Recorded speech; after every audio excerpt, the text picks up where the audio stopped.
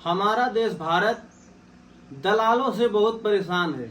और जब बात दलाली की आती है और दलालों की आती है तो हम सब यही सोचते हैं कि केवल कचहरी में दलाल होते हैं, मंडी में दलाल होते हैं और व्यापार में दलाल होते हैं।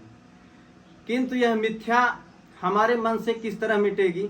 हमारा देश सबसे ज़्यादा परेशान है धार्मिक दलालों से, और धार्मिक दलालों में उन दलालों की संख्या सबसे अधिक है जिन्हें हम दलाल न मानकर बाबा मानते हैं, पूजनीय मानते हैं, जिन्हें महाराज मानते हैं, जो लाखों रुपए 9 लाख से लेकर 16 लाख रुपए तक एक कथा प्रवचन का लेते हैं, एक भागवत कथा कहने का लेते हैं।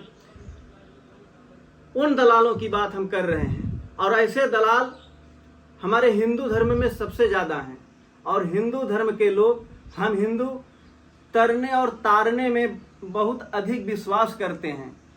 बिना कर्म किए, बिना मेहनत के हम सोचते हैं कि कथा कहवा कर हम तर जाएंगे, और इसी मिथ्या और इसी गलत विश्वास, इसी अंधविश्वास का फायदा उठाकर प्रवचनकारी दलाल हमें खूब ठगते हैं। जो कथा में बताते हैं कि भागवत कथा सुनने वाला तर जाता है, यह पका पकाया हुआ फल है। जो इसका सेवन करता है वह साक्षात मोक्ष को प्राप्त होता है, जो कि सरासर गलत है। वेद व्यास जी भागवत कथा में जितने लोगों की तरने की बात कहकर चले गए हैं, उससे अधिक ये लोग कुछ भी नहीं बताते। उनके बाद कौन तरा है कुछ भी नहीं बताते। पता नहीं इनके माता पिता आजा आजी तरे हैं या नहीं तरे हैं, लेकिन ये हमें तारने आते हैं तो तारने के बदले में काफ़ी मोटी रकम लेकर जाते हैं। इन्हें खूब पता है कि न कोई तरता है न कोई तारता है। तरने का अर्थ होता है कि हम सांसारिक इच्छाओं से मुक्त हो जाएं, बिल्कुल हम ब्रह्म में लीन हो जाएं, ईश्वर में लीन हो जाएं। उसे मुक्ति कहते हैं, इसे मोक्ष कहते हैं। किंतु ऐसा न होकर अब मैं इन तरने और तारने की सत्य को आपके सामने रख रहा हूं, जिससे आप आज तरने और तारने के भ्रम से दूर हो जाएंगे।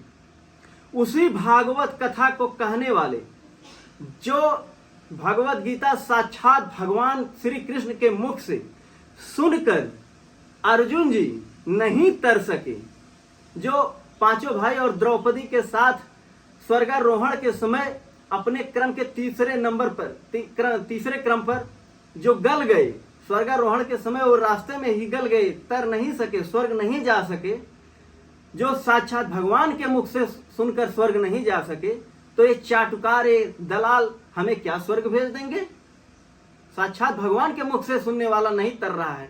और युधिष्ठिर जी कोई भागवत कथा नहीं सुने थे, किंतु उन्हें स्वर्ग से लेने के लिए रथ आया था, और जो स्वर्ग कुत्ते के सहित रथ पर बैठाकर लेकर गया था। असल में बात तरने तारने की जब आती है तो हमारे कर्मों को नहीं देखा जाता, हमारी नीयत को देखा जाता है। सत्य की कसौटी पर नीयत परखी जाती है कि जिस कार्य को हमने किया है वह किस नीयत से किया है।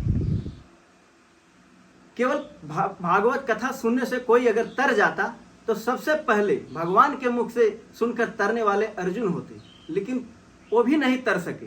तो इस प्रकार अपने कर्मों पर ध्यान दे, इन दलालों के चक्कर में न पड़े और अपनी धन को व्यय न करें, मूर्ख न बने। जय हिंद।